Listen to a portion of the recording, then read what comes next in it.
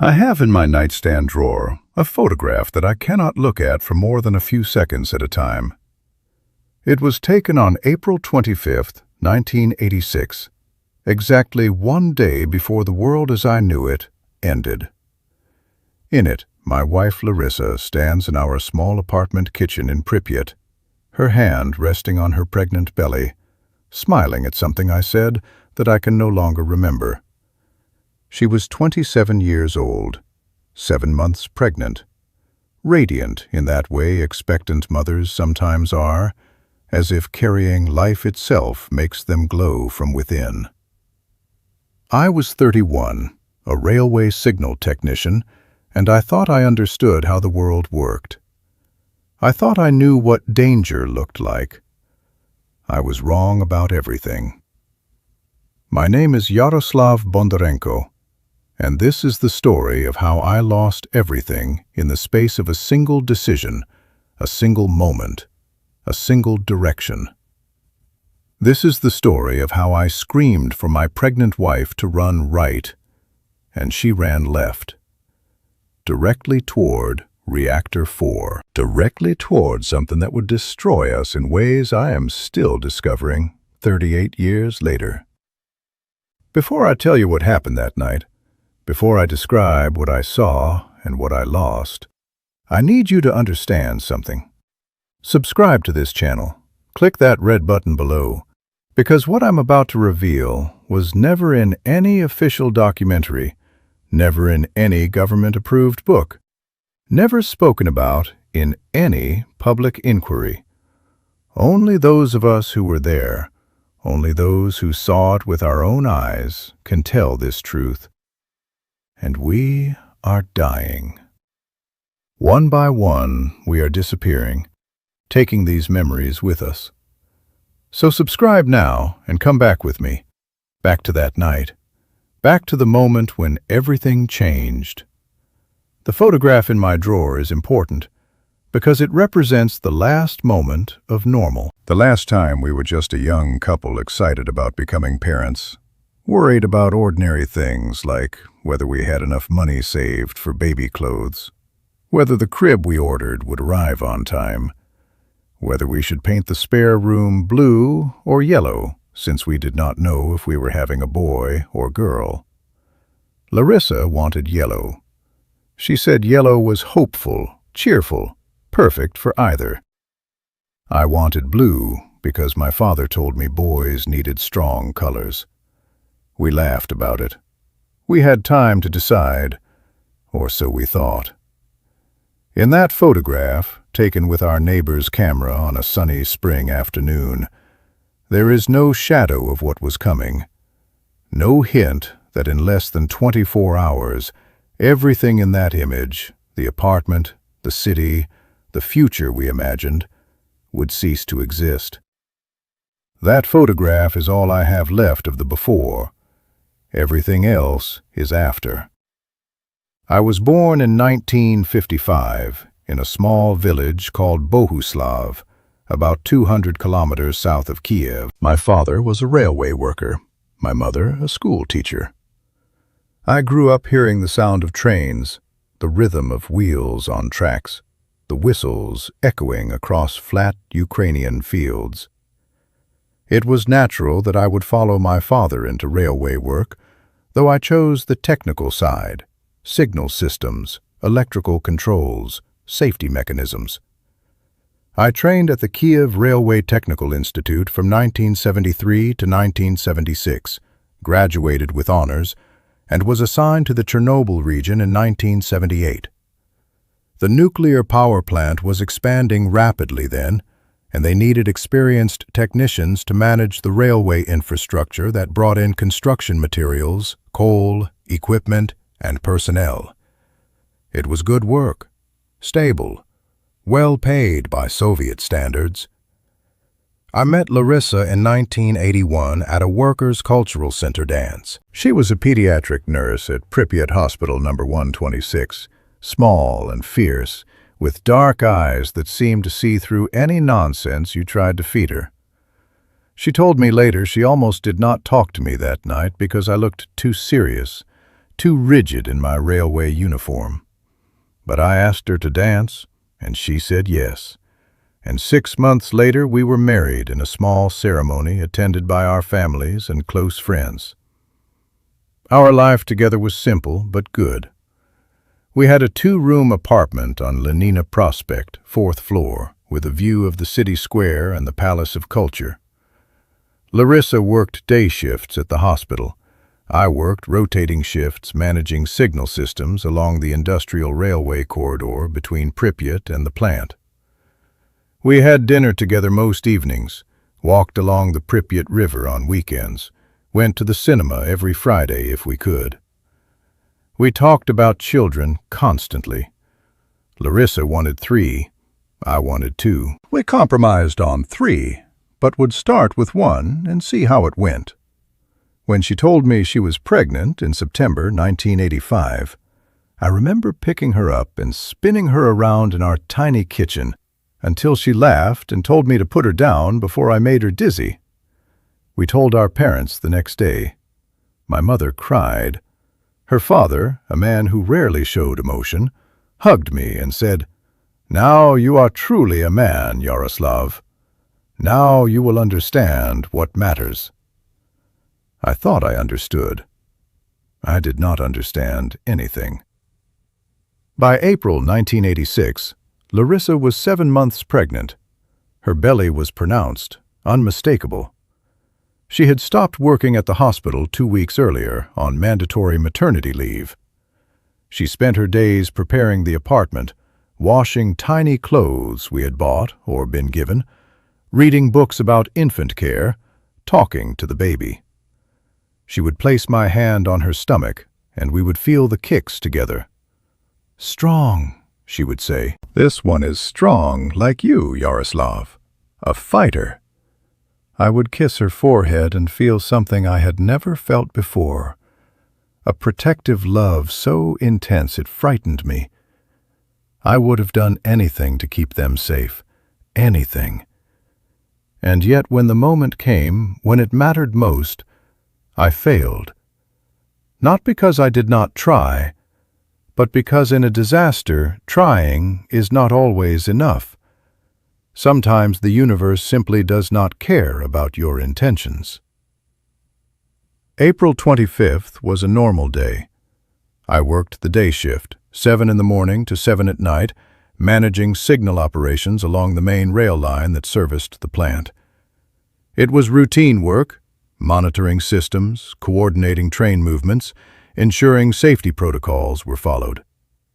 My supervisor, a man named Petro Kushner, 48 years old, a veteran of 20 years in railway management, was in good spirits that day. "Yaroslav," he said during our afternoon break, "in 2 months you will be a father. Enjoy your sleep now while you still can." We laughed. I told him I was ready for sleepless nights. He shook his head and said, "You think you are ready. You are not ready. But you will learn." We drank tea together, talked about the upcoming May Day celebrations, made plans to go fishing in June. Petro had 2 grown daughters and a wife who made the best borscht in Pripyat. He was a good man, a careful man, a man who followed every safety regulation to the letter. He died on May 14, 1986, 18 days after the explosion. His kidneys failed first, then his liver, then everything else. I was not there when he died. I was in a hospital myself by then. But I heard about it later from another colleague who survived. Petro's last words were, "Tell my wife I am sorry I cannot eat her borscht anymore." Even in death, that is what he thought about. Home, normal things, the life that was stolen from all of us. I left work at 7:15 that evening. The sun was setting, the air warm for late April. I walked home along familiar streets, past the amusement park that was being constructed for the upcoming May Day celebrations. Ferris wheel, bumper cars, all of it scheduled to open in just a few days.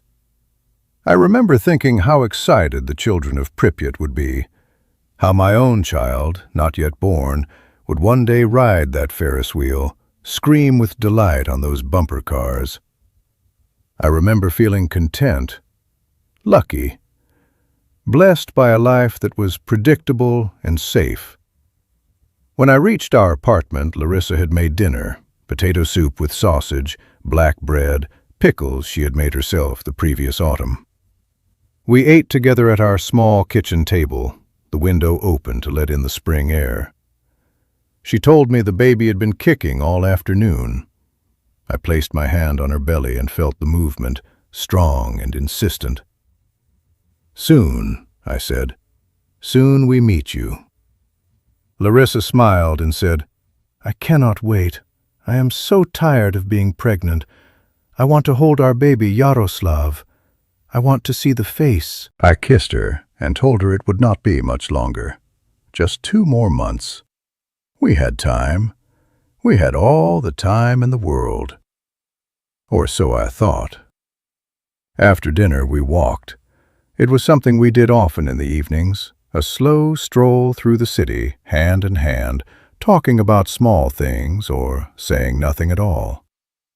That night we walked toward the plant, along the service road where I sometimes worked during overnight shifts. The reactor buildings were visible in the distance, lit up against the darkening sky, massive concrete structures that hummed with the power they generated. Larissa asked me if I ever worried about the plant. I told her no. I told her Soviet reactors were the safest in the world, that there were redundant safety systems, trained operators, protocols for every conceivable emergency. I told her what I had been told, what everyone believed. "It is safer than a coal plant," I said. "Safer than anything." She nodded, trusting me, trusting the system, trusting that the people in charge knew what they were doing. We stood there for a few minutes looking at the reactors, and then we turned back toward home. It was 9:30 at night. In less than 4 hours, one of those reactors would explode, and the world we knew would end.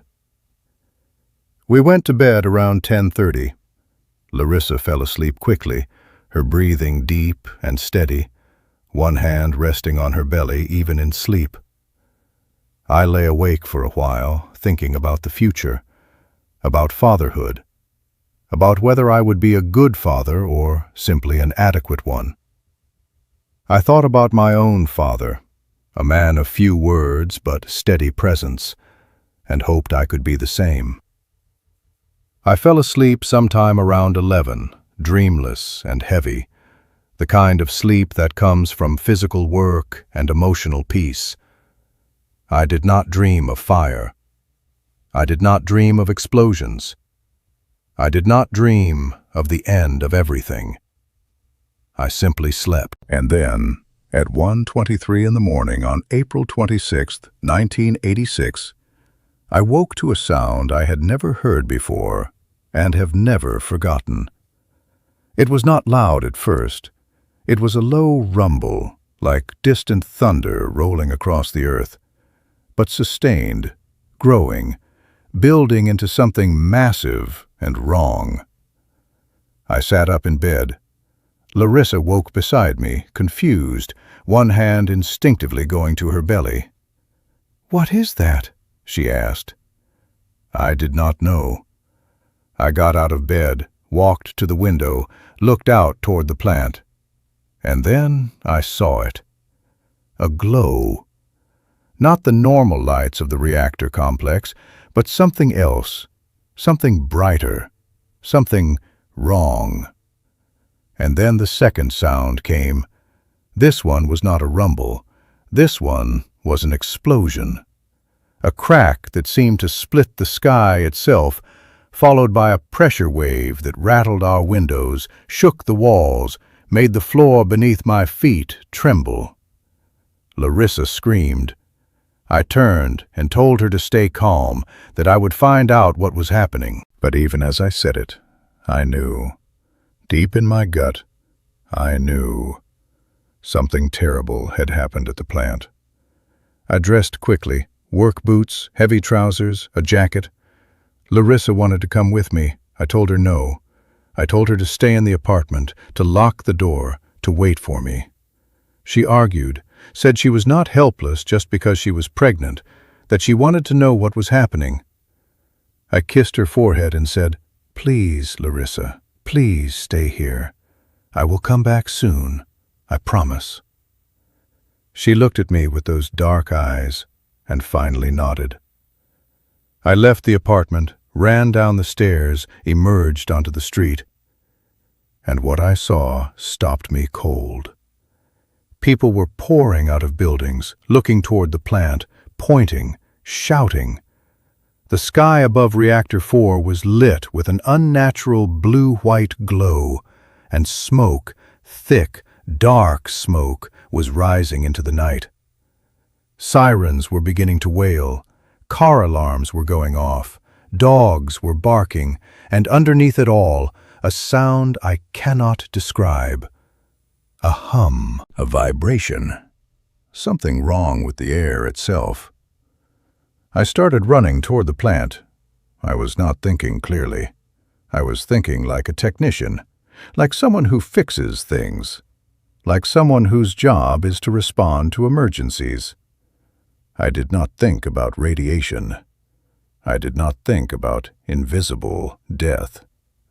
I just ran. And then I saw her, Larissa, running toward me from the opposite direction, her nightgown billowing, one hand on her belly, her face pale in the strange light. She had not stayed in the apartment. She had followed me. And now we were on opposite sides of a wide service road, 40 meters apart, with chaos erupting all around us. I screamed her name. "Larissa, stop! Stay there!" But the noise was overwhelming. Sirens, shouting. The distant roar of what I would later learn was graphite burning at 3,000 degrees Celsius. She could not hear me. Or maybe she heard, but could not understand. I waved my arms, trying to signal direction. I knew the plant was to the left. I knew whatever had happened was coming from that direction.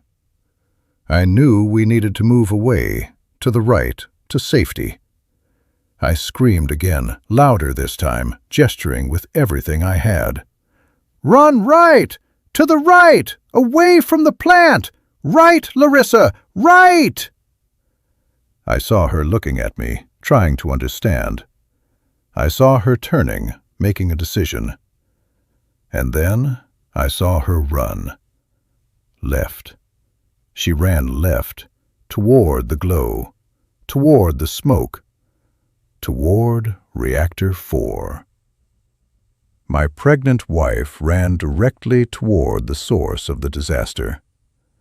I screamed again, this time just her name, a howl of pure terror. And then I ran after her. I ran harder than I have ever run in my life.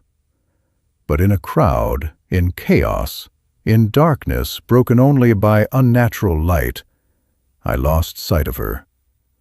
I pushed through people, shoved aside anyone in my way, screamed her name until my throat was raw.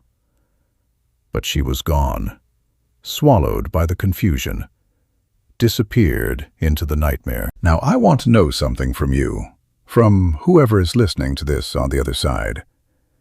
Where are you watching this from? Comment down below. Write like this: Brazil, Portugal, Mexico, Argentina, Spain. Wherever you are. I want to know how far this truth is reaching.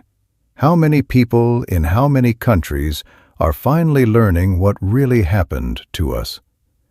Go ahead, comment now. It only takes 2 seconds. Now let me go back to those terrible days. I searched for 3 hours. 3 hours of running through streets filled with panicked people, of calling her name until I had no voice left, of checking every face, every silhouette, every shadow. Workers were mobilizing toward the plant, firefighters, operators, engineers. I saw men I knew running toward the disaster with equipment that would prove useless. I saw Petro Kushnir, my supervisor, organizing a group of railway workers to help evacuate materials. He grabbed my arm and asked what I was doing. I told him I was looking for my wife. He said, "Yaroslav, you need to get away from here. This is bad. This is very bad." I pulled away and kept searching. I went to our apartment.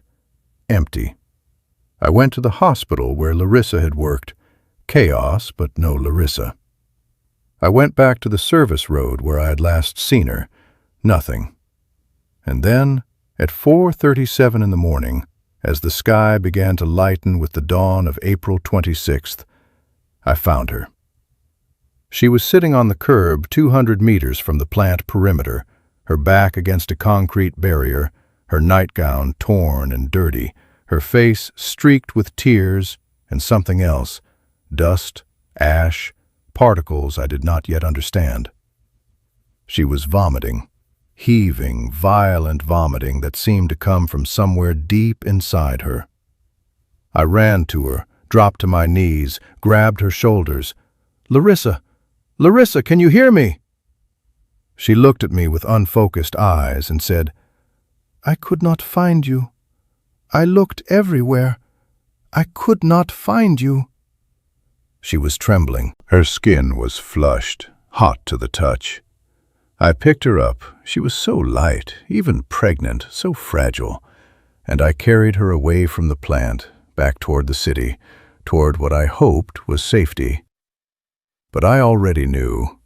Deep down, in a place beyond rational thought, I already knew. She had been too close, for too long, and whatever was burning in that reactor had touched her. By 6 in the morning on April 26, 1986, I had carried Larissa back to our apartment and called for medical help. The phone lines were overwhelmed. I called 5 times before I got through to hospital number 126. A nurse I did not recognize answered and told me to bring Larissa in immediately. The hospital was already filling with patients, firefighters, plant workers, civilians who had been too close.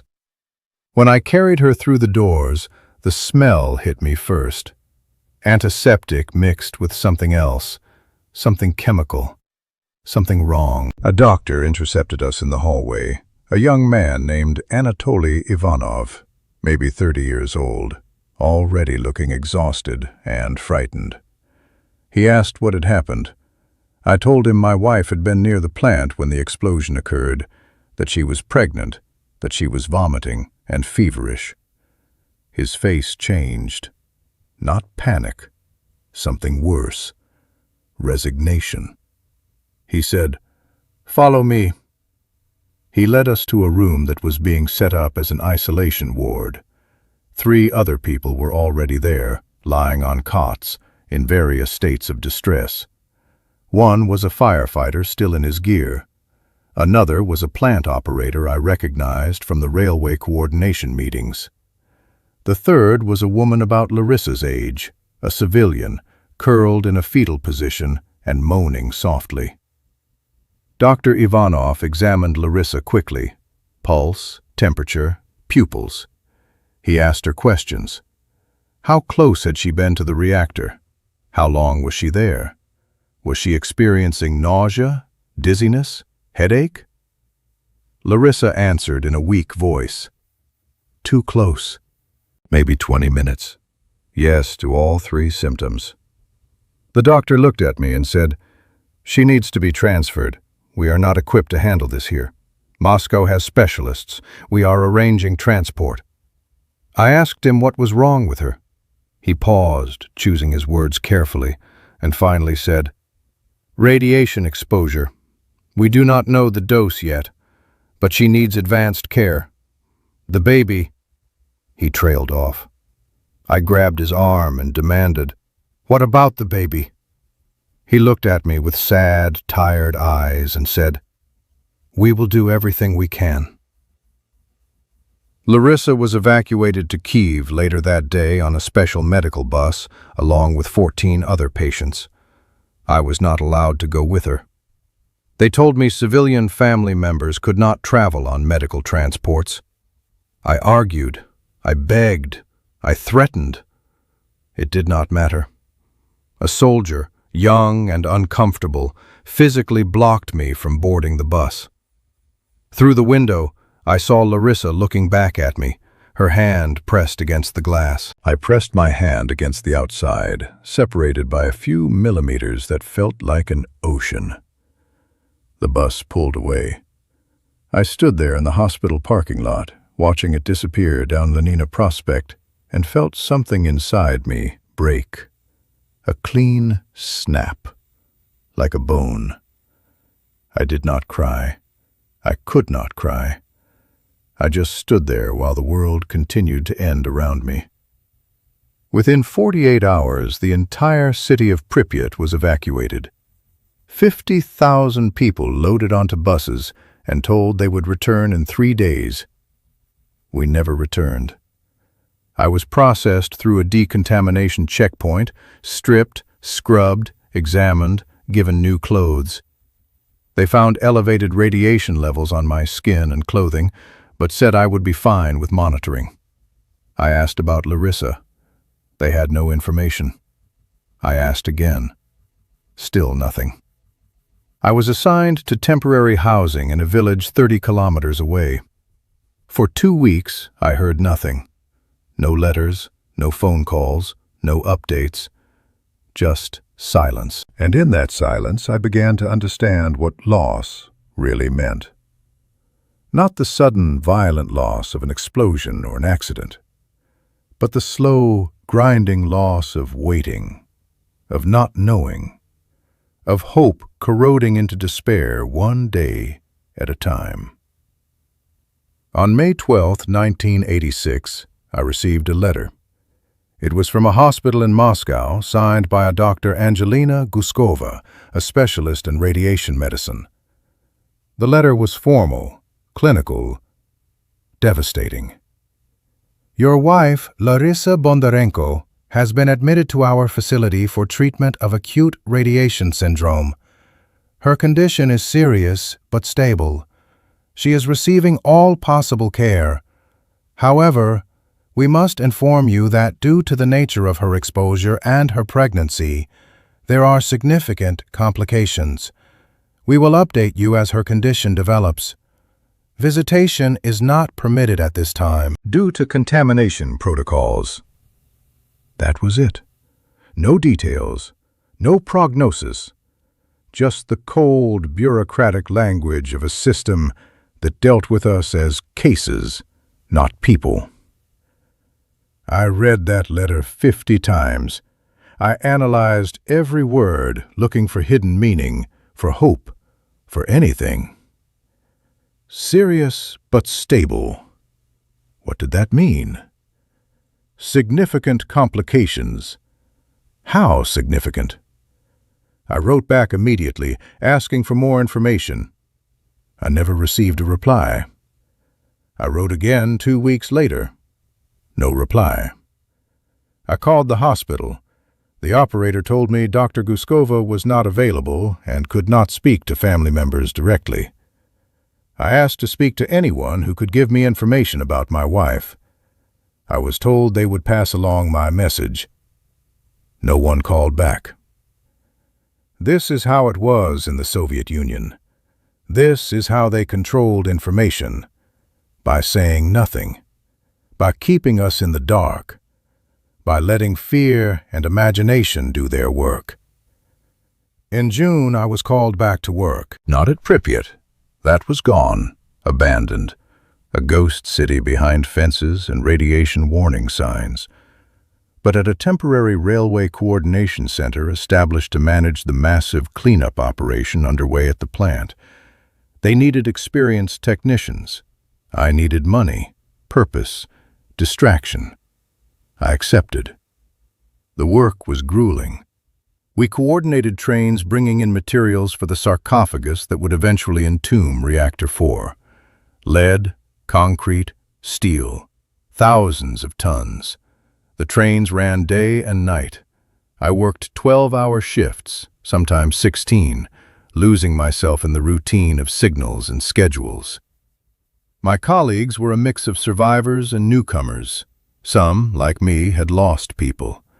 Others were volunteers, young men from all over the Soviet Union who believed the propaganda about serving the motherland. I tried to warn them. I told them what I had seen, what had happened to my wife, to Petro, to the firefighters, to everyone who had been too close. Some listened. Most did not. They thought they were invincible. They thought the radiation was exaggerated. They were wrong.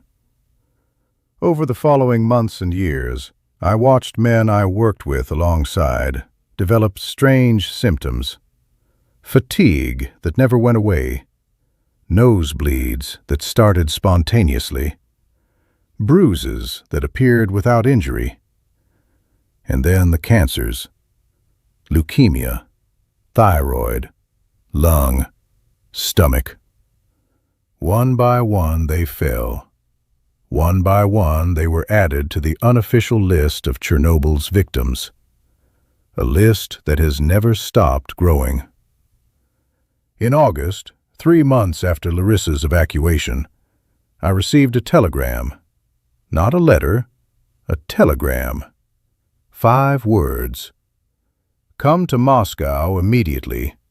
Guskova. I left that same day.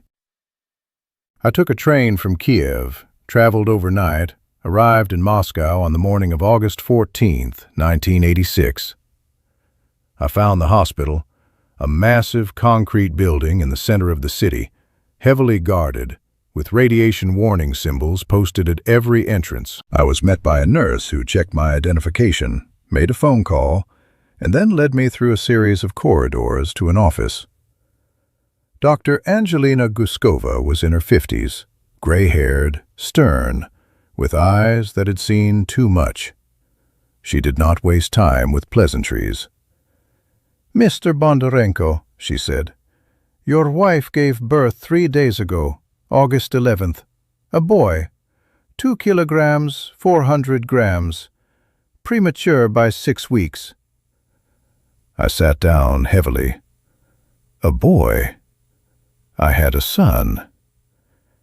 Is he... I could not finish the sentence. Dr. Guskova's expression did not change. "He is alive, but there are complications, severe complications.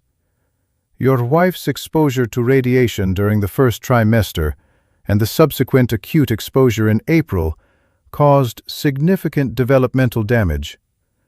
The fetus absorbed a dose we estimate at 4 to 6 grays. For context, 5 grays is typically fatal to an adult. The child survived gestation, but..." She paused. I said, "But what? Tell me." She looked at me with something that might have been pity and said, "Mr. Bondarenko, you may not want to see what was delivered." I stood up. My hands were shaking. I said, "I want to see my son." Dr. Guskova studied me for a long moment, then nodded. "Follow me." She led me through more corridors, down a stairwell, into a section of the hospital that felt different, quieter, colder. We stopped at a door marked with radiation warnings and biohazard symbols. She turned to me and said, "Your wife is inside. She is heavily sedated. She has been told the child did not survive. That is what we tell mothers in these situations. It is kinder." I stared at her. "You lied to her?"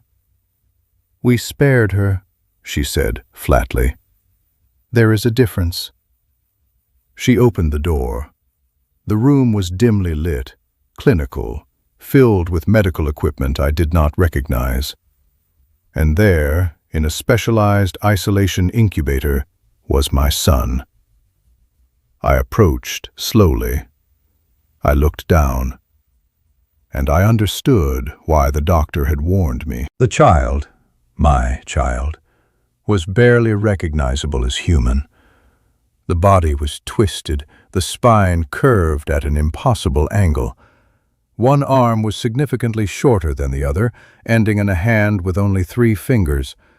The head was misshapen, larger on one side than the other.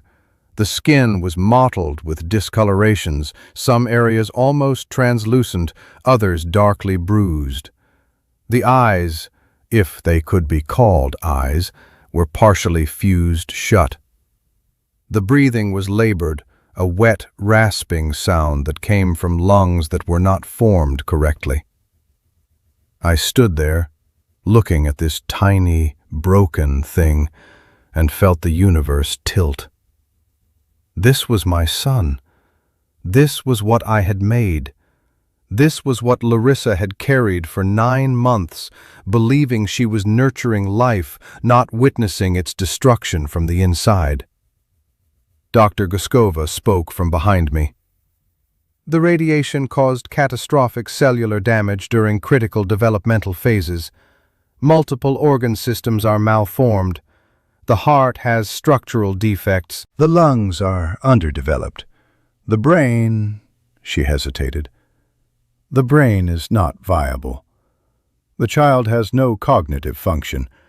He is alive in the most basic biological sense, respiration, circulation, but there is no awareness, no consciousness. He will not survive long, days, perhaps a week. We are keeping him alive only so that we can study the effects, to understand what radiation does at this level, so that we can learn. I turned to look at her.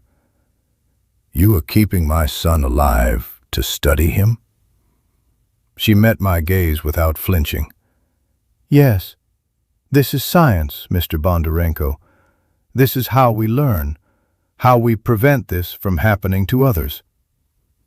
I should have been angry. I should have screamed, demanded they stop, demanded they let my son die in peace. But I was numb, hollowed out. I looked back at the incubator and said, "Can I touch him?" Dr. Guskova shook her head. The contamination risk is too high. Even now, his body is emitting measurable radiation, cesium-137, strontium-90, isotopes that were absorbed in utero. He is, in a very literal sense, radioactive. I stood there for I do not know how long. Minutes, hours, time lost meaning. Finally, I asked, "What is his name?" The doctor looked confused. "We have not assigned identification beyond a case number." I said, "His name is Dmitro, after my father. His name is Dmitro Bondarenko, and he is my son." Dmitro died 6 days later, on August 20th, 1986. I was not there when it happened. I had returned to Kiev, to work, to the pretense of continuing to exist. They sent me a telegram. Subject Bondarenko D, deceased, 0340 hours, respiratory failure. Subject, not child, not infant, not son. Subject. They cremated the body immediately due to the radiation contamination. There was no funeral, no ceremony, no grave. My son existed for 9 days outside the womb and left no physical trace beyond medical records that were immediately classified. I have never seen those records. I requested them multiple times over the years, through official channels, through back channels, through connections and favors. Every request was denied. State secrets, medical confidentiality, not in the public interest. They took my son, studied him, learned from him, and then erased him, as if he had never existed at all. Larissa was released from the hospital in October 1986. She was weak, emaciated, her hair gone, her skin scarred from radiation burns and infections. She still believed the child had died at birth. I did not tell her the truth. What would have been the point? What would it have added to her suffering to know that our son had lived for 9 days as a specimen in a laboratory? I let her believe the lie the doctors had told her. It was, as Dr. Guskova said, kinder. Larissa and I moved into a small apartment in Kiev, provided by the government as part of the Chernobyl relocation program. We tried to rebuild. We tried to be normal. But normal was impossible. She could not have more children. The radiation had destroyed her reproductive system.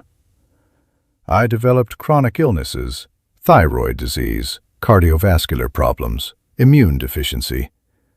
We were both dying slowly, piece by piece, our bodies cannibalizing themselves from the inside. Larissa rarely spoke about that night.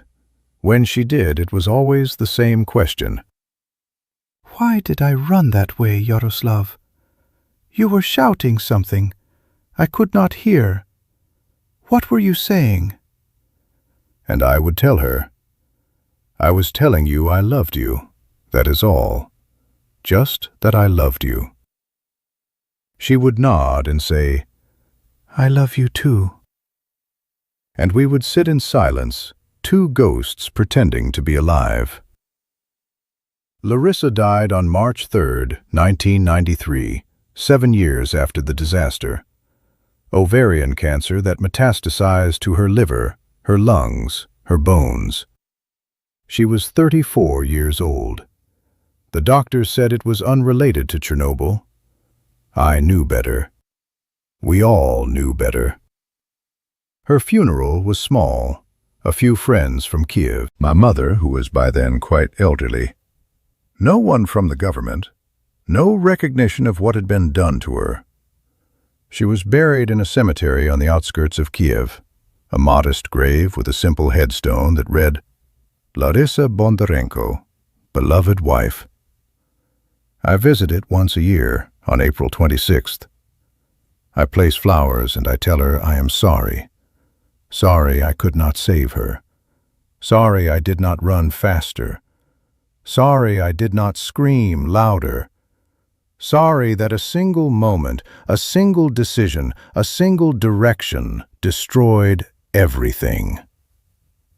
I do not know if she hears me. I do not know if the dead hear anything at all. But I say it anyway, because what else can I do? After Larissa's death, I immigrated to the United States. I had a distant cousin in Washington State who sponsored me. I settled in Spokane, a city as far from Chernobyl as I could imagine, both geographically and spiritually. I worked odd jobs, maintenance, carpentry, anything that paid. I learned English slowly, imperfectly. I kept to myself. I did not talk about Chernobyl. I did not talk about Larissa. I did not talk about Dmitro. I buried it all and tried to forget. But you cannot forget. Not something like this. It follows you. It lives in your bones, in your blood, in every cell that is slowly breaking down from radiation damage that will never fully heal. I am 73 years old now. I have outlived my wife by 33 years. I have outlived my son by 39 years. I have outlived most of the men I worked with in those first days after the explosion. Why? I do not know. There is no logic to it, no justice. Some of us die quickly. Some of us die slowly.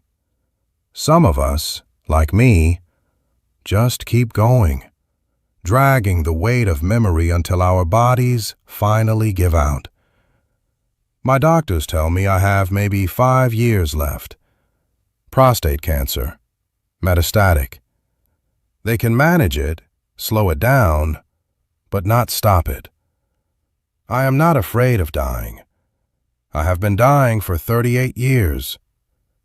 What I am afraid of is dying without telling this story. Without making sure someone knows what happened, what they did to us, what they are still doing, because the lies continue, the cover-ups continue, the denial continues. Here is what they will not tell you. The official death toll from Chernobyl is 54 people. 54. That is the number the Soviet Union admitted to. That is the number the international agencies accepted. 54 people. I personally knew 83 people who died from Chernobyl-related illnesses. 83. And I was just one railway technician. I was not a doctor tracking patients. I was not a government official compiling statistics. I was just one man who paid attention, who kept a list, who remembered names. Petro Kushnir, my supervisor. Anatoly Ivanov, the young doctor who examined Larissa. Viktor Proskuryakov, a fellow technician. Irina Shevchenko, a nurse from Hospital 126. Oleksandr Bondar, a firefighter. Ludmila Kostyuk, a schoolteacher from Pripyat. The names go on and on and on. 54. They expect us to believe 54. The real number is in the thousands, tens of thousands, maybe more. But they will never admit it, because admitting it would mean admitting they lied. Admitting they sent people into contaminated zones without protection. Admitting they covered up the scale of the disaster for political reasons. Admitting that Soviet nuclear technology was not the safest in the world, but a catastrophe waiting to happen. And here is the part that should terrify you. It can happen again. It is happening again. Fukushima. 3 reactor meltdowns. Official death toll? 1. 1 person. They expect us to believe that 3 reactor cores melted down and only 1 person died. The patterns are the same. The lies are the same. The cover-ups are the same. Because the people in power believe that we cannot handle the truth, that we need to be protected from reality, that it is better to lie and maintain calm than to be honest and cause panic. But panic is not the worst thing. The worst thing is false security. The worst thing is believing you are safe when you are not. The worst thing is running left when you should run right because you cannot hear the warning or because you do not believe it is real. That is what killed Larissa. That is what killed Dmitro. That is what killed thousands of people who believed what they were told, who trusted their government, who thought that surely, someone in charge would warn them if there was real danger. They were wrong. We were all wrong. If you have made it this far, if you have stayed with me through this entire journey, I thank you from the bottom of my heart. Now leave a like on this video. It is not vanity. It is so more people see it. And if you are not yet subscribed, subscribe now to this channel, because I have more stories to tell before it is too late. And answer me in the comments. What shocked you the most? Was it learning that my friends died within 14 days? Was it discovering the lies about the real numbers? Was it understanding that this can happen again? Write down there what stuck with you, because these memories cannot die with me. I need to know that someone will remember. Thank you for listening. Thank you for caring. Thank you for being a witness to what happened to us. We were not numbers. We were not statistics. We were people. We had names. We had families. We had futures. And all of it was taken from us in a single night because someone made a mistake. Someone cut a corner. Someone lied.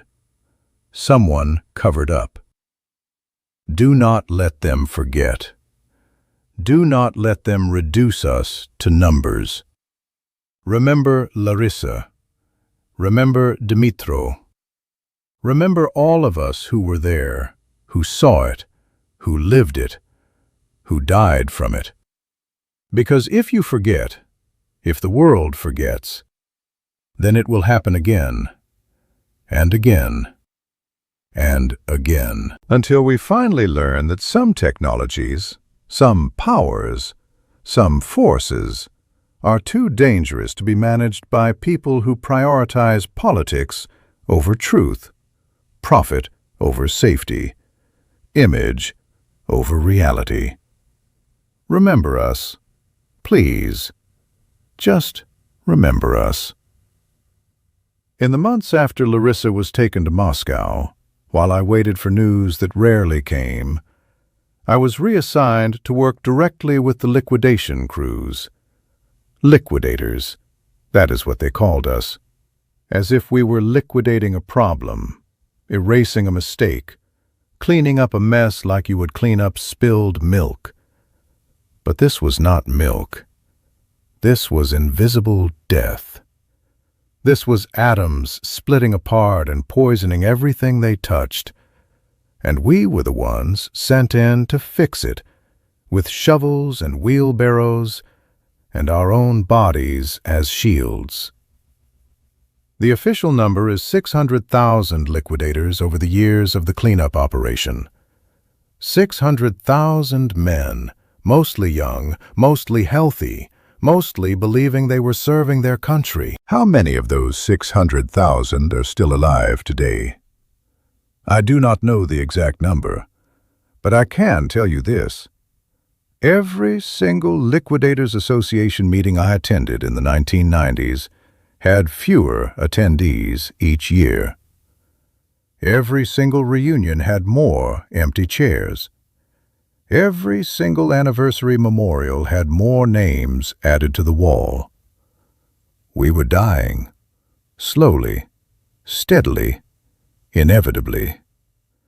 And the government that sent us there denied any connection between our deaths and our service. Heart disease? Natural causes. Cancer? Genetic predisposition. Immune disorders? Poor lifestyle choices. They had an excuse for everything. Everything except the truth. I met a man in July of 1986 named Sergei Volkov. He was 23 years old, fresh out of mandatory military service, a reservist called up specifically for Chernobyl duty. He was assigned to roof cleanup, one of the most dangerous jobs in the entire operation. The roof of Reactor 3 was covered with debris from the explosion, chunks of graphite, pieces of fuel rods, fragments of the reactor core itself. This material was so radioactive that it would deliver a lethal dose in minutes. The plan was to use remote-controlled robots to clear it. The Soviet Union brought in the best robots they had: German robots, Japanese robots, machines designed to work in hazardous environments. Every single one of them failed. The radiation was so intense that it fried their electronic circuits within minutes. The cameras went dark. The controls stopped responding. The robots died faster than humans would. And so the decision was made: send in men. Living, breathing men. Give them lead aprons that weighed 20 kilograms. Give them 90 seconds on the roof. Tell them to shovel as much debris as possible into the reactor hall, and then run. 90 seconds. That was the safety limit. 90 seconds of exposure to radiation levels exceeding 20,000 roentgens per hour near the most contaminated areas. For context, 400 roentgens over your entire body is usually fatal. These men were being exposed to 50 times that amount in 90 seconds. Sergei told me about his first trip to the roof. He was part of a 3-man team. They were equipped with dosimeters that maxed out at 1,000 roentgens, completely useless for measuring the actual levels they would face. I saw Sergei again in 1994 at a liquidators gathering in Kiev. He was 31 years old, but looked 60. His hair had grown back after falling out in 1986, but it was thin and gray.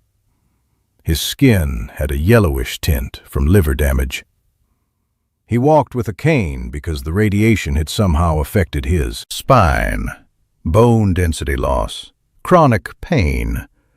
He told me he had been diagnosed with thyroid cancer in 1989, had the thyroid removed, and was now on medication for the rest of his life.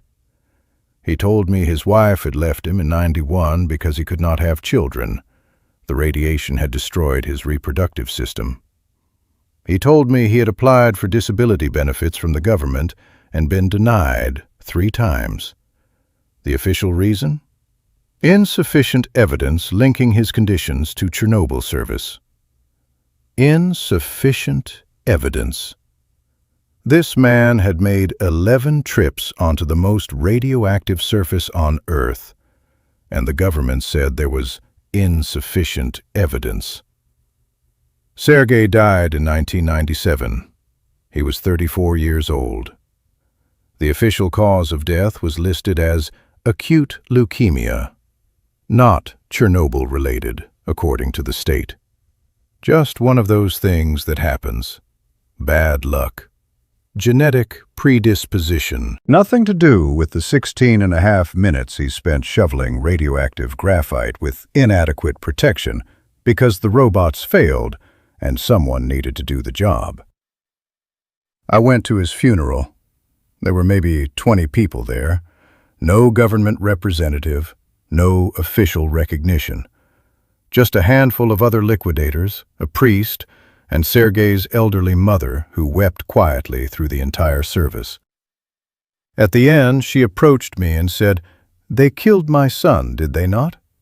They sent him there, and they killed him."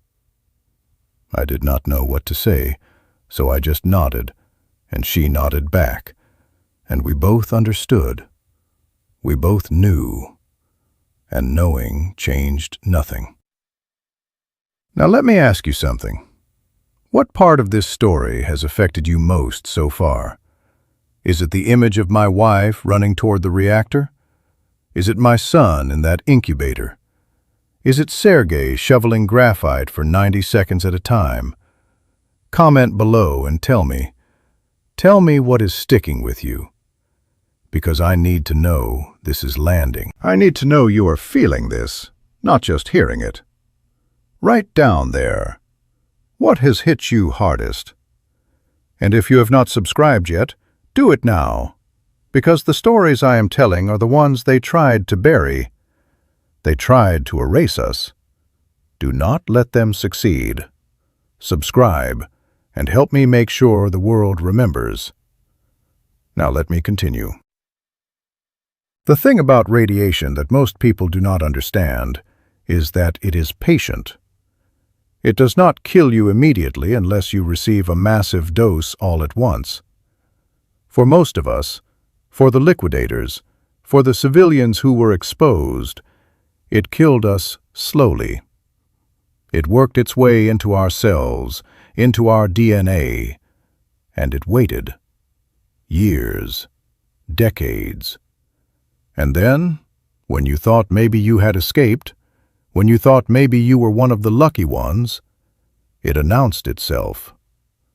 A lump in your throat, blood in your urine, a cough that would not go away, bruises that appeared without cause. And by the time you noticed, by the time you went to a doctor, it was already too late. The radiation had been working the entire time, quietly turning healthy cells into killers, breaking down the systems that kept you alive, sabotaging your body from the inside. I have watched this pattern repeat hundreds of times. Friends who seemed fine for 10 years suddenly developing aggressive cancers. Colleagues who worked the cleanup with me dropping dead from heart attacks in their 40s. Wives of liquidators giving birth to children with severe disabilities. The radiation did not stop at us. It passed through us into the next generation, and the next, and the next. Genetic damage that will echo forward through time for generations we will never meet. I want to tell you about another man I worked with. His name was Oleg Petrovich, and he was a mining engineer from Tula, about 200 kilometers south of Moscow. Oleg was brought to Chernobyl in June of 1986 as part of a specialized team tasked with one of the most dangerous operations of the entire cleanup, tunneling under Reactor 4. The fear was that the melted reactor core, over 200 tons of uranium fuel, graphite, and steel that had liquefied at temperatures exceeding 3,000 degrees Celsius, would burn through the floor of the reactor building and into the groundwater below. If that happened, if that molten mass hit the water table, the resulting steam explosion would dwarf the original disaster. It would scatter radioactive material across an even larger area. It would contaminate the Pripyat River, which fed into the Dnieper, which supplied drinking water to 30 million people, including the entire city of Kyiv. The solution was to dig a tunnel under the reactor, create a chamber, and fill it with liquid nitrogen to freeze the ground and create a concrete cooling pad. It was an engineering challenge that bordered on the impossible, and they had weeks to do it, maybe less. Oleg was one of 400 miners assigned to this task. These were not soldiers. These were not conscripts. These were professional miners, experienced men who knew how to work underground in dangerous conditions. But nothing had prepared them for this. The tunnel had to be dug through soil that was already contaminated with radiation from the initial explosion. Every shovelful of dirt they moved, every breath they took in that confined space, exposed them to particles of cesium, strontium, plutonium. The temperature underground was extreme, sometimes exceeding 50 degrees Celsius, because of the heat radiating from the reactor above them. The miners worked in shifts, 4 hours on, 4 hours off, digging around the clock. They worked shirtless because of the heat, which meant their skin was directly exposed to radioactive dust. They were given minimal protective equipment, respirators that clogged within hours, dosimeters that maxed out and were then ignored. Oleg told me that after the first week, most of the miners stopped checking their dosimeters. What was the point? The readings were always catastrophic. Knowing the number changed nothing. They were there to do a job, so they did it. They dug. For 36 days straight, they dug. They moved 10,000 cubic meters of earth. They created a chamber large enough to hold a cooling system that would stabilize the reactor. And when they were done, when the tunnel was complete and the liquid nitrogen was pumping and the threat of a secondary explosion was neutralized, they were sent home. No fanfare, no medals, just a pat on the back and a train ticket. Oleg returned to Tula. He went back to his normal life, his normal job, his wife and 2 children. For 3 years, he was fine. And then the symptoms started. First, it was fatigue, constant, overwhelming fatigue that no amount of sleep could fix. Then it was infections, colds that lasted months, cuts that would not heal, illnesses that his body could not fight off. His immune system, destroyed by the radiation exposure, was failing.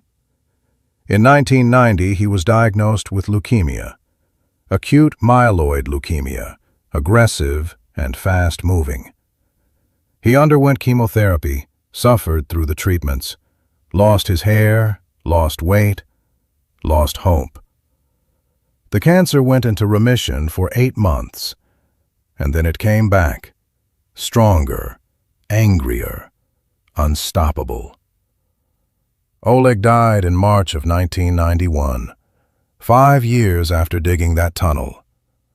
He was 41 years old. His wife applied for survivor benefits, for recognition of his service, for some acknowledgement that her husband had given his life to prevent a catastrophe. She was denied. The official position was that Oleg's leukemia was not definitively linked to his Chernobyl service. Never mind that leukemia rates among the tunnel miners were 20 times higher than the general population. Never mind that out of the 400 men who dug that tunnel, more than half were dead within 15 years. Never mind the evidence, the statistics, the undeniable pattern. The state said no connection, and that was that. I attended Oleg's funeral. I spoke to his widow, a woman named Svetlana, who looked at me with hollow eyes and asked, "Why did they lie to him? Why did they tell him it was safe? Why did they send him down there without protection?" I had no answer. I still have no answer. Because the truth is, they knew. The engineers knew. The scientists knew. The politicians knew. They knew the radiation levels. They knew the risks. They knew that sending those miners underground was sentencing them to slow death. But they did it anyway. Because the alternative, letting the reactor burn through into the groundwater, was politically unacceptable. So they sacrificed the miners. They used their bodies as tools, as instruments, as disposable resources. And then they denied any responsibility. This is what I need you to understand. Chernobyl was not just an accident. It was a crime. A crime committed by a system that valued control over truth, image over reality, political stability over human life. Every decision made in the wake of that explosion was designed to minimize embarrassment, to protect the reputation of Soviet nuclear technology, to avoid admitting that a fundamental flaw in the RBMK reactor design had made the disaster inevitable. The operators who ran the test that night were blamed and prosecuted. Some were sent to prison. But the designers who created a reactor with a positive void coefficient, a design flaw that made it unstable at low power, were never held accountable. The officials who delayed the evacuation of Pripyat for 36 hours, exposing 50,000 people to unnecessary radiation, were never punished.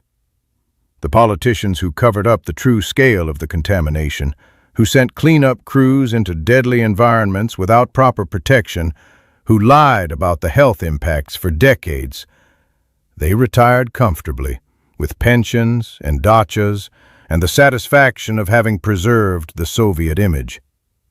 And we, the victims, the liquidators, the families who lost everything, we were forgotten, erased, reduced to inconvenient statistics that contradicted the official narrative.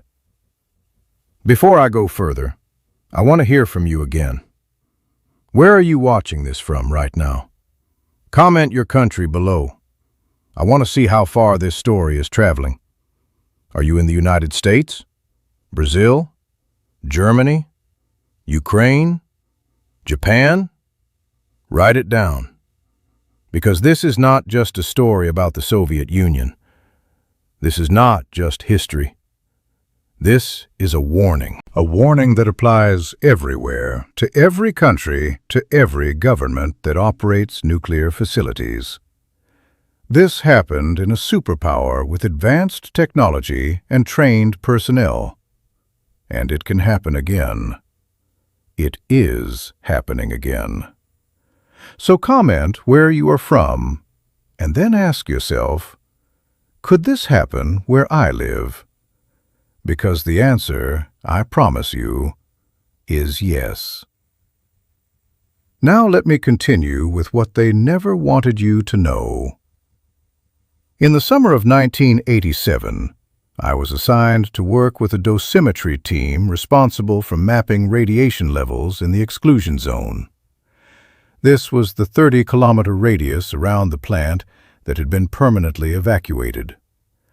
Our job was to measure contamination levels in abandoned villages, farms, forests, and water sources to determine which areas might someday be safe for limited human activity and which would remain deadly for centuries. What we found was horrifying, and what we were told to report was a lie. I remember one specific location, a village called Kopachi, about 4 kilometers from the reactor.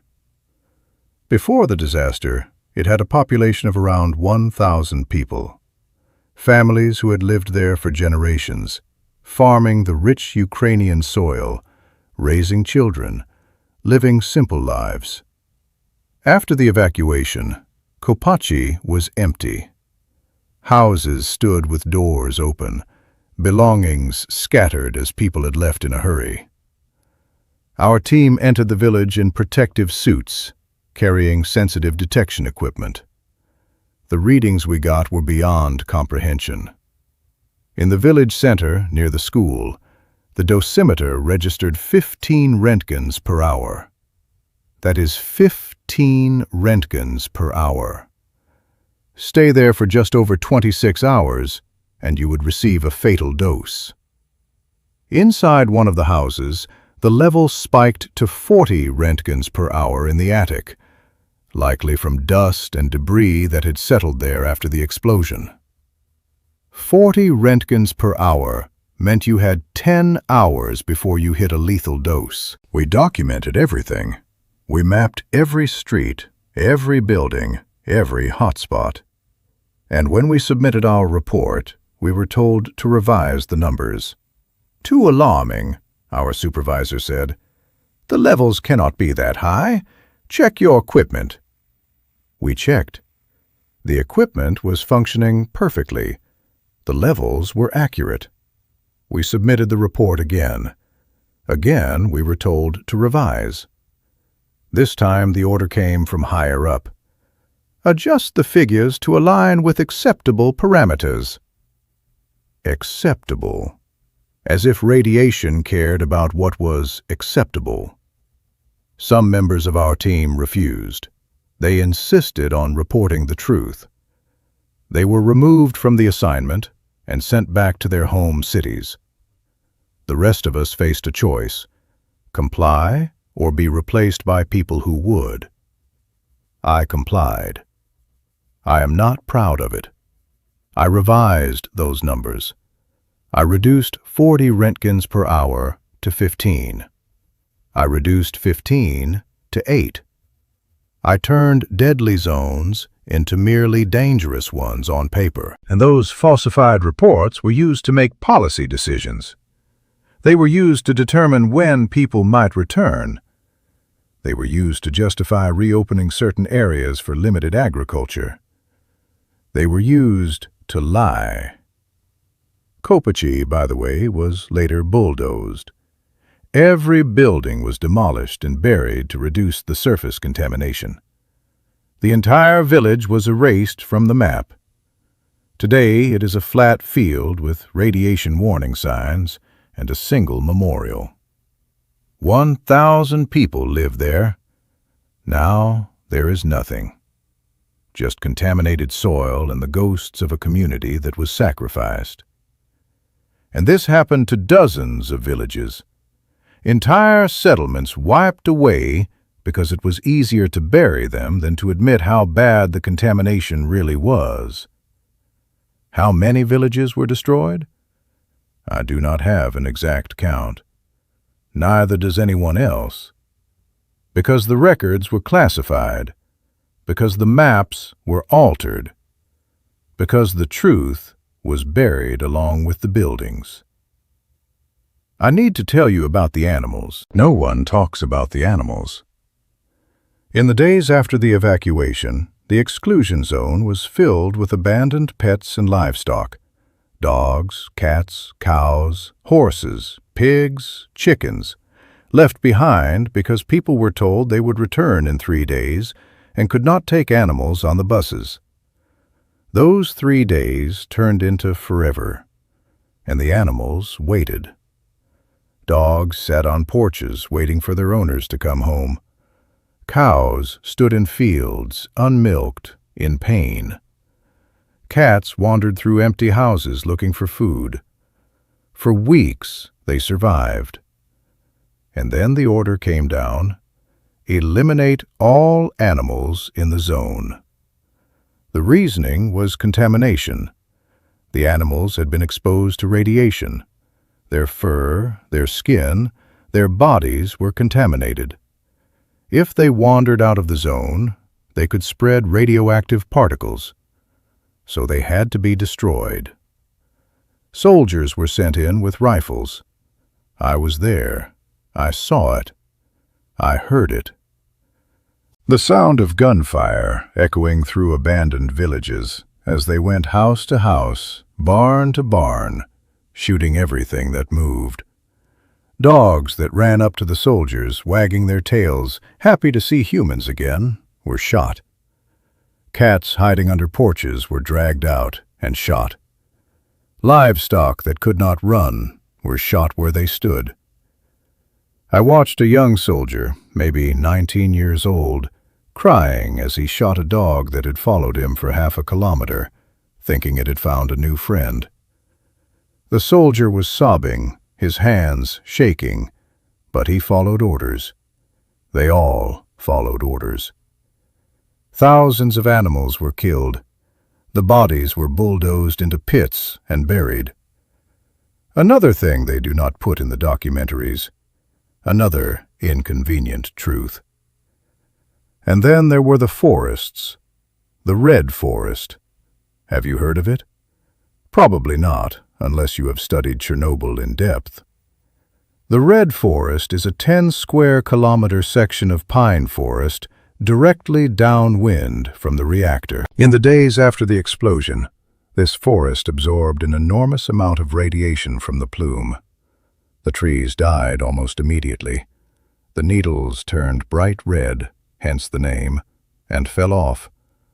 The trees themselves stood like skeletal monuments, dead and glowing with residual radiation. The contamination levels in the Red Forest were among the highest anywhere in the zone, exceeding 1,000 roentgens per hour in some areas. The decision was made to cut down the forest and bury it. Liquidators were sent in with chainsaws and bulldozers. They cut down every tree, pushed them into trenches, covered them with dirt. Then they planted new trees on top, as if that would somehow undo the damage. As if new life could grow in soil so poisoned it would remain dangerous for 300 years. I spoke to one of the men who worked in the Red Forest. His name was Dmitry, and he was a forestry worker from Belarus, conscripted for the cleanup. He told me that working in the Red Forest felt like working in hell. The silence was oppressive. No birds, no insects, no wind in the trees because there were no leaves to rustle. Just the sound of chainsaws and the radiation monitors screaming. Dmitry worked there for 2 months. He developed cataracts within a year. His vision deteriorated until he was legally blind by the age of 45. He also developed lung cancer, thyroid cancer, and a host of other conditions. He died in 2004. Before he died, he told me, "I cut down dead trees and buried them in the ground. And for what? That forest is still there, still radioactive, still deadly. All we did was make it look better. We did not fix anything. We just hid it." If you are still with me, if you have listened to all of this and you are still here, then I am going to ask you to do something. Hit the like button. Right now. Do it. Because this video needs to reach more people. The algorithm needs to know that this matters, that people care, that the truth is worth hearing. So like this video, subscribe to the channel if you have not already, and then tell me in the comments, did you know about the red forest? Did you know about the animals? Did you know about the falsified reports? Tell me what you learned today that you did not know before. Because education is how we prevent this from happening again. Ignorance is how it keeps happening. So comment, like, subscribe, and let us make sure this story reaches everyone who needs to hear it. Now let me tell you about the children. There is a hospital in Belarus called the Vesnova Children's Home. It is located about 300 kilometers from Chernobyl, in an area that was heavily contaminated by the radioactive plume that spread northwest from the reactor in the days after the explosion. This hospital specializes in treating children born with severe disabilities and genetic disorders. I visited this hospital in 2003, 17 years after the disaster, as part of a documentary project organized by a group of former liquidators trying to raise awareness about the ongoing health crisis. What I saw in that hospital has haunted me every day since. Room after room of children, infants, toddlers, teenagers, suffering from conditions so severe that many cannot speak, cannot walk, cannot feed themselves. Hydrocephalus, where fluid builds up in the brain, causing the skull to swell grotesquely. I have been talking for a long time now, and I want to make sure you are still with me. So let me ask you directly, are you angry yet? After everything you have heard, after all the lies and deaths and suffering I have described, do you feel anger? You should. Anger is the appropriate response to injustice. Anger is what drives change. Apathy is what allows the same mistakes to be repeated. So if you are angry, channel that anger into action. Comment below and tell me you are angry. Write, "I am angry" in capital letters. Let me see that rage.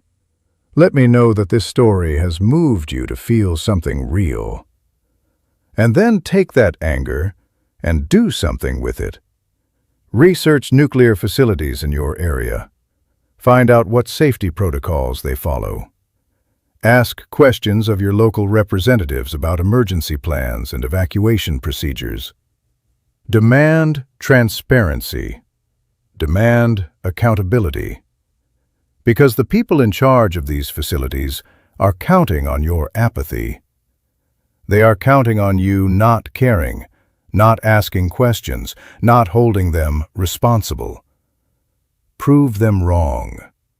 Write, "I am angry" below, and then let that anger fuel action. Do it now. I will wait. There is something I have not told you yet. Something I have been holding back because it is the hardest part of this entire story. In 2016, 30 years after the disaster, I returned to Chernobyl. The exclusion zone is now a tourist destination, if you can believe that. People pay money to take guided tours through Pripyat, to see the abandoned buildings and rusting amusement park, to take photographs of the decay and devastation like it is some kind of post-apocalyptic theme park. It sickens me. But I went anyway, because I needed to see it one more time before I die. I needed to stand on that service road where I last saw Larissa running. The tour company required extensive paperwork, liability waivers, radiation monitoring equipment. We were driven into the zone in a bus, past checkpoint after checkpoint, through empty villages and overgrown forests. The radiation levels in most areas are now low enough for short visits, though you still cannot touch anything, cannot sit on the ground, cannot eat or drink except in designated safe areas. We visited Pripyat first, the city where I lived for 8 years, the city where I met my wife, where we built our life together, where we dreamed of raising our child. It is a corpse now. Buildings collapsing, nature reclaiming the streets, everything silent and still except for the wind and the occasional bird. The apartment building where we lived is still standing, though barely. I asked the guide if I could go inside. She said, "No, too dangerous. The structures are unstable." I went anyway. I climbed the stairs to the 4th floor, each step groaning under my weight. The door to our apartment was gone, probably scavenged years ago. Inside, the wallpaper we chose together was peeling off in long strips. The floor was covered in debris, broken glass, fragments of lives abandoned in panic. I stood in what had been our kitchen and tried to remember what it felt like to be happy there. I could not. The memories were there, but they felt like they belonged to someone else. Like I was looking at scenes from a movie about people I used to know. I stood there for maybe 5 minutes, and then I left. There was nothing to stay for. The apartment was just walls and floors now. The life we lived there was gone, erased as thoroughly as if it had never existed. Then I asked to be taken to the service road. The guide was confused. It was not on the standard tour route. I explained that it was personal, that I had been there the night of the explosion, that I needed to see it. She reluctantly agreed. We drove to the approximate location, and I got out of the bus.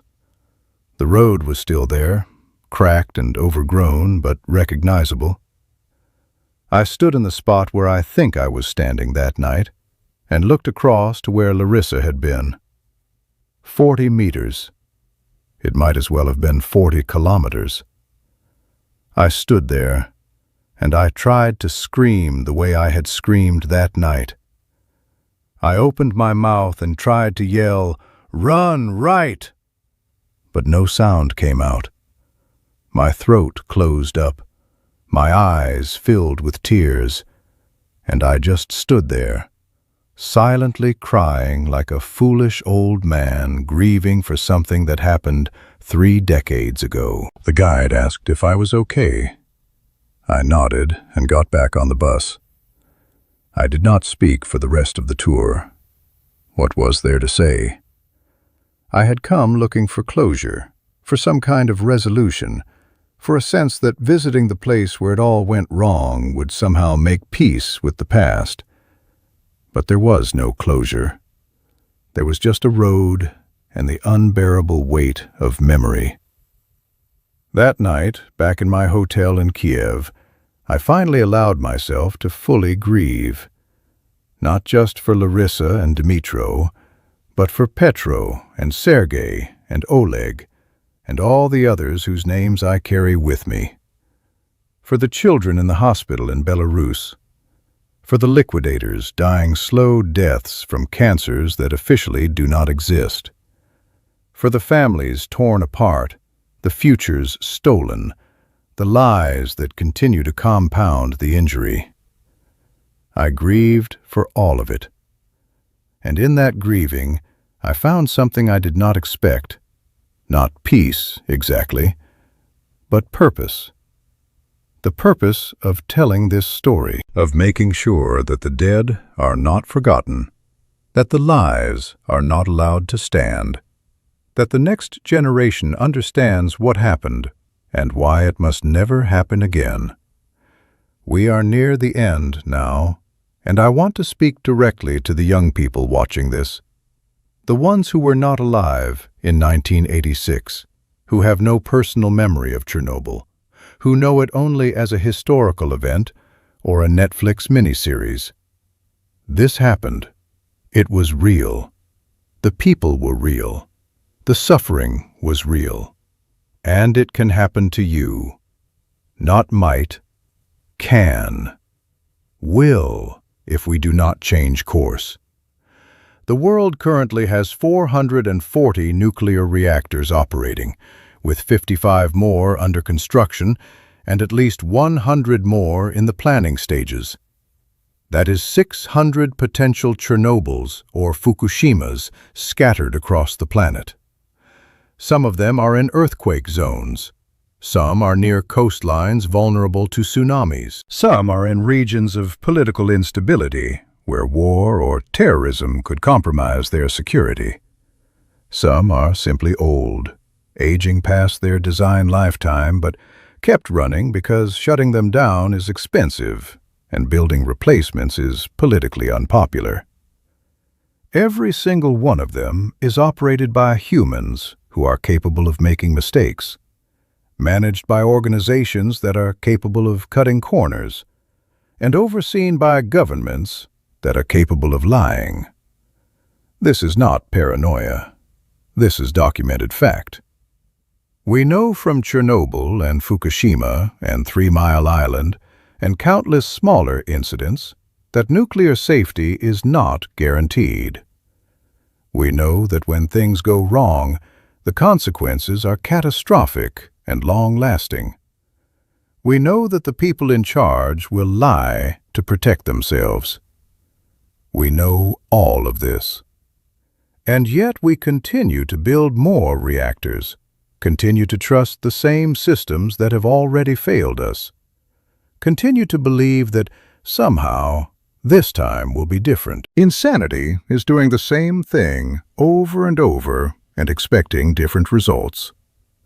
By that definition, our approach to nuclear power is insane.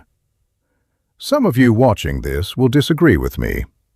You will point to statistics showing that nuclear power has killed fewer people per unit of energy generated than coal or oil.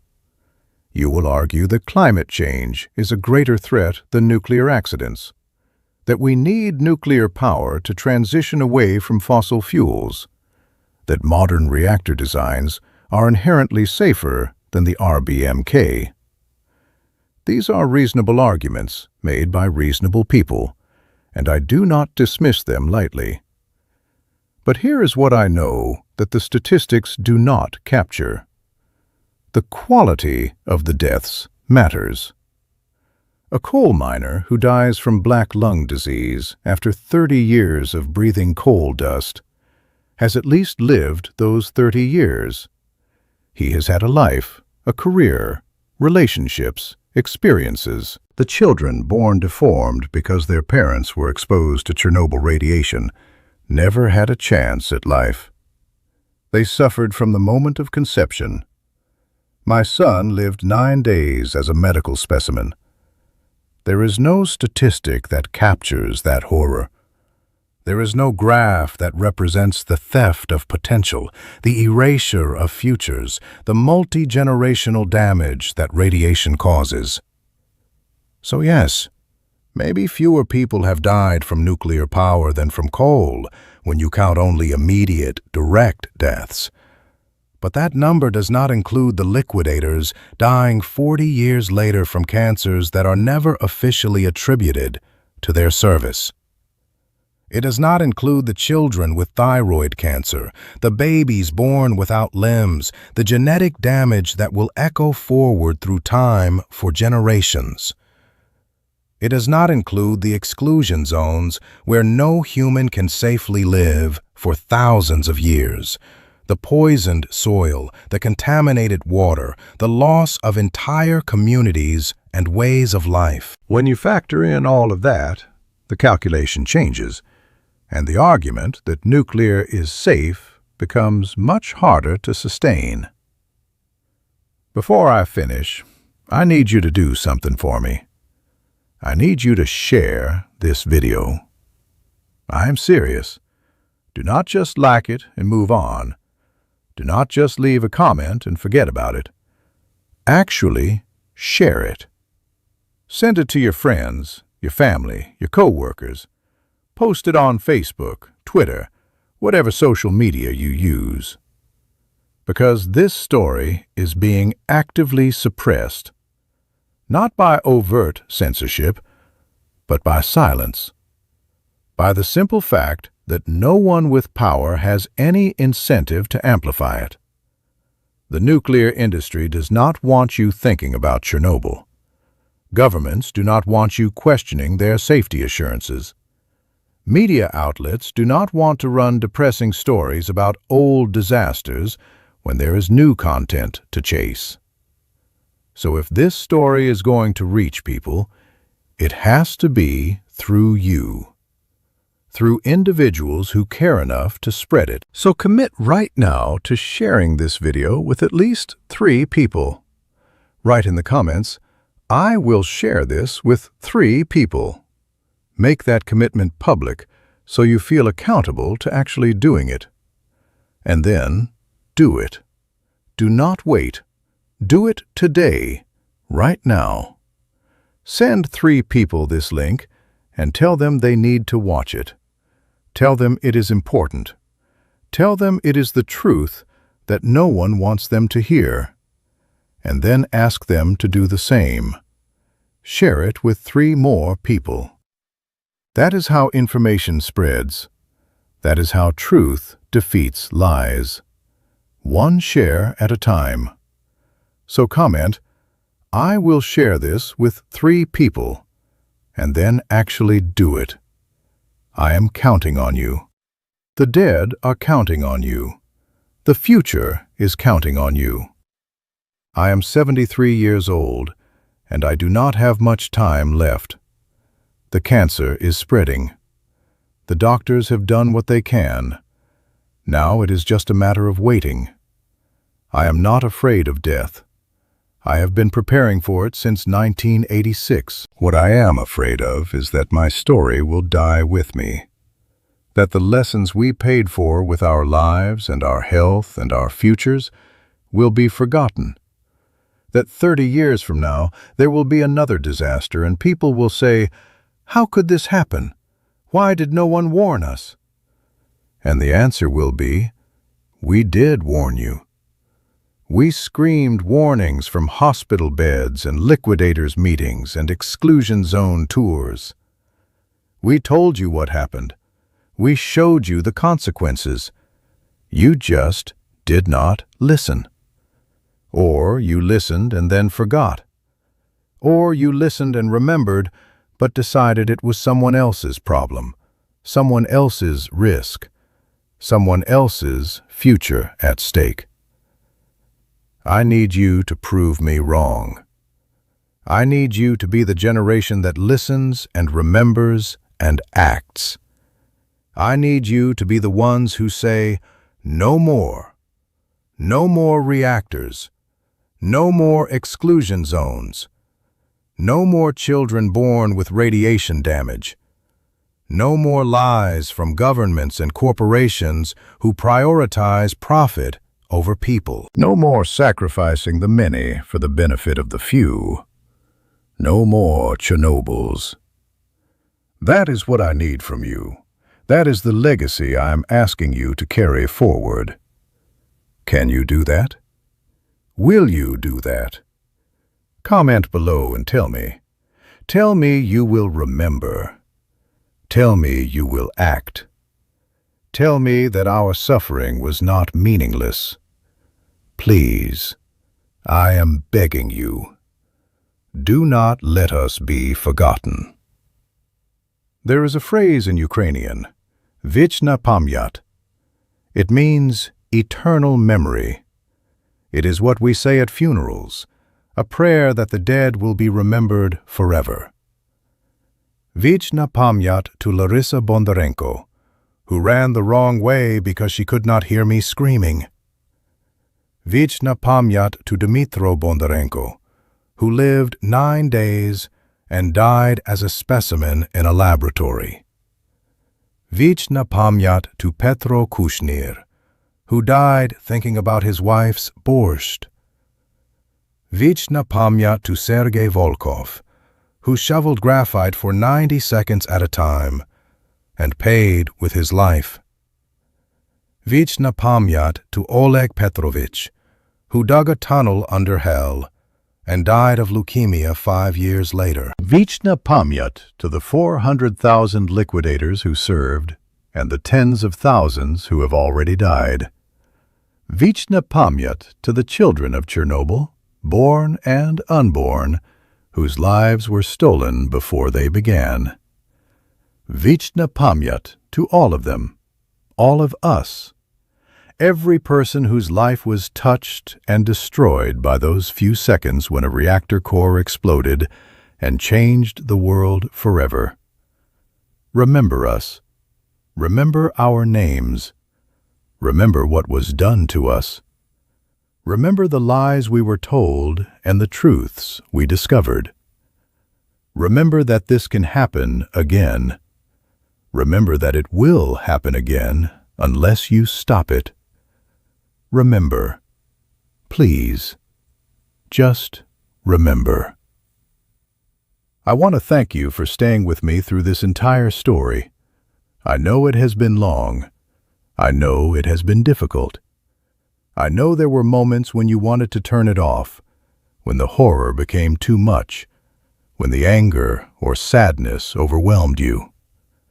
But you stayed. You listened. You witnessed. And that means everything to me. It means I did not fail. It means the story got told. It means someone heard. So thank you, truly, from the bottom of my heart, from the depths of my grief and rage and desperate hope that this will matter. Thank you. Now I am asking you for one last thing. Actually, 3 last things. First, leave a like on this video if you think this story deserves to be seen by more people. Second, subscribe to this channel because there are more stories like this that need to be told before it is too late. And third, comment below with the most important thing you learned. What will you take away from this? What will you remember when everything else fades? Write it down, make it real, make it permanent, and let it change you. Let it make you angry enough to question, skeptical enough to demand proof, compassionate enough to care about people you have never met, and brave enough to stand up to power when power lies.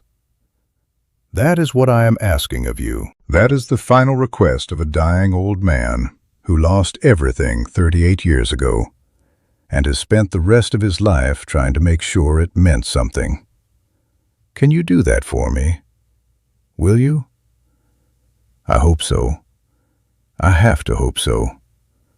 Because hope is all I have left. The lesson of Chernobyl is not complicated. It is not subtle. It is not open to interpretation. The lesson is this. There are some technologies that are too dangerous to be entrusted to fallible human systems.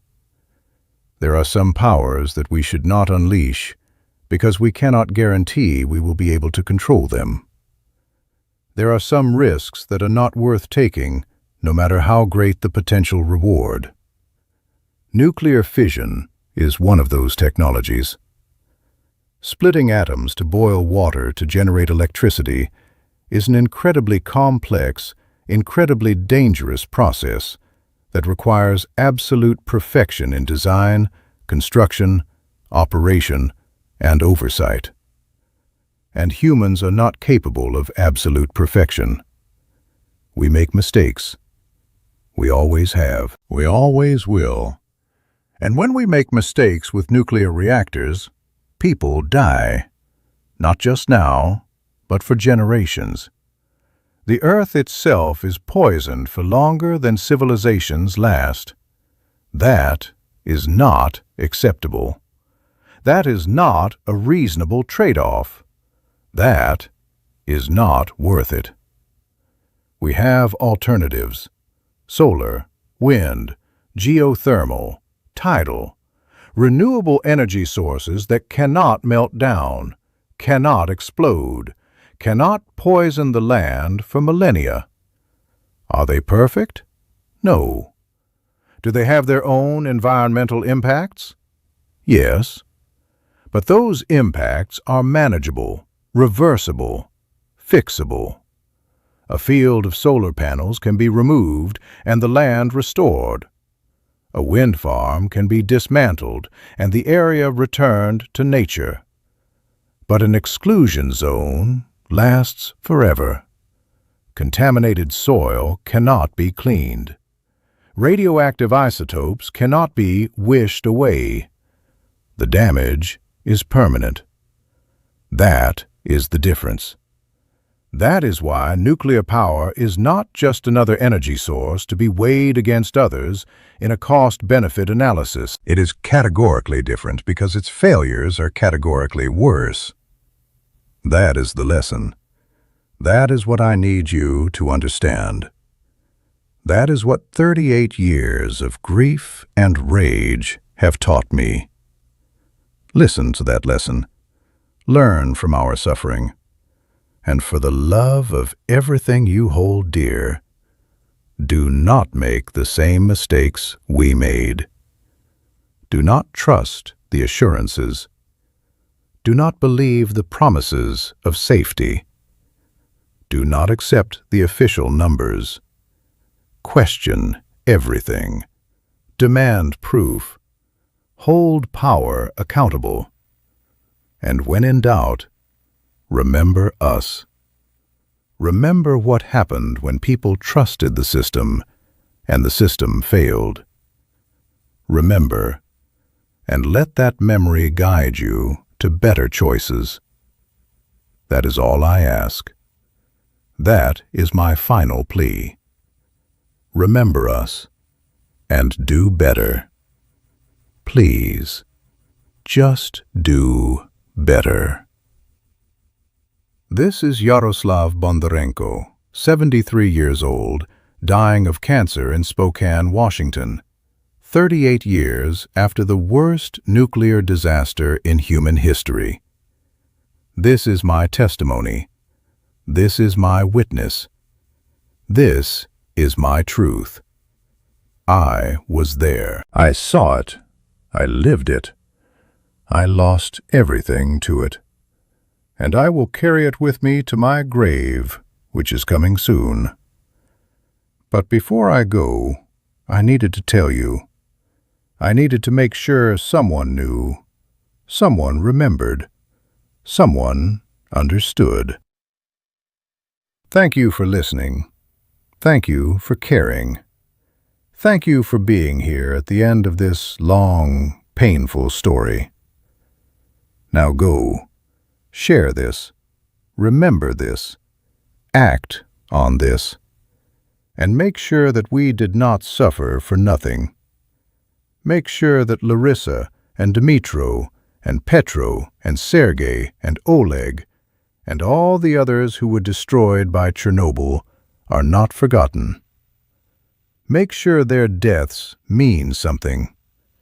Make sure the lesson is learned. Please, I am begging you one last time. Remember us and do better. The future depends on it. Your future, your children's future, the future of everyone who comes after us.